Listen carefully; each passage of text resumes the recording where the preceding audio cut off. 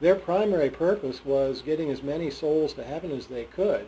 And so that was introducing the young children to Jesus Christ and also discipling them so that they could be effective disciples. That was their number one. I'm glad you brought purpose. up the idea about democracy, because so many times today in the United States we hear about America having a democracy. We are not a democracy. We're a constitutional republic. Absolutely. And I think most people don't even realize that. Yes, yes. The other thing I found fascinating about your book was the tremendous positive influence of the Puritans, and that they were the people, the so-called New England Yankees, who were behind this movement and spread it west, even as far as California. Yeah, theirs was an amazing story, and it really goes back, and I explain this in chapter 4. A lot of the secular historians, in fact, almost all the secular historians that have written about this, about how the public schools get started, they always go back and they say, oh, it was the Enlightenment, it was those French philosophers that didn't believe in miracles, and they were deists, and no, Jesus Christ was just another man. Not at all. That was not true at all. And of course, would an evangelical minister believe that? And I've proven they've started the schools. Of course not. No, it was the Reformation that really was the foundation for education. It goes back to Luther. It runs through Calvin in Geneva. It goes to John Knox in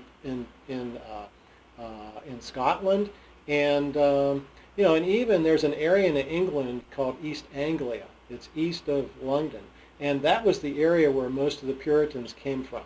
And so it runs their story, the New England story.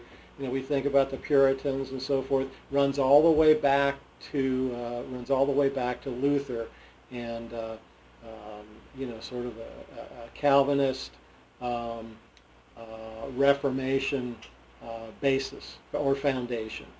Yeah, and we need to remember that one of Luther's great contributions was the fact that he made the Bible available to everyday Germans and Europeans.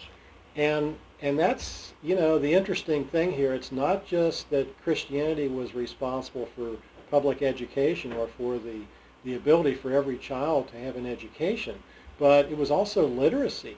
And of course, why would you think literacy was important, Al? To spread the Word of God. Absolutely, to read the Bible. This was one of Luther's first things. Now, Luther didn't work exclusively on this. He had a man named Philip Melanchthon, and he was his right-hand man. And Melanchthon was a scholar, and so what they did was they worked on, and Melanchthon worked for 30, 40, maybe 50 years it was, to build up the schools in Germany, and to build all the way from your very first experience in education and learning how to read, all the way up to the universities. And by the time Melanchthon died, Germany had the best universities in the world. And this was in the 16th century. Okay. But it was all for the purpose of spreading the gospel. So tell us how this public school idea got started and how it slowly began to spread across the country. The genesis of it was, again, with the Puritans, and I've already gone over that information a little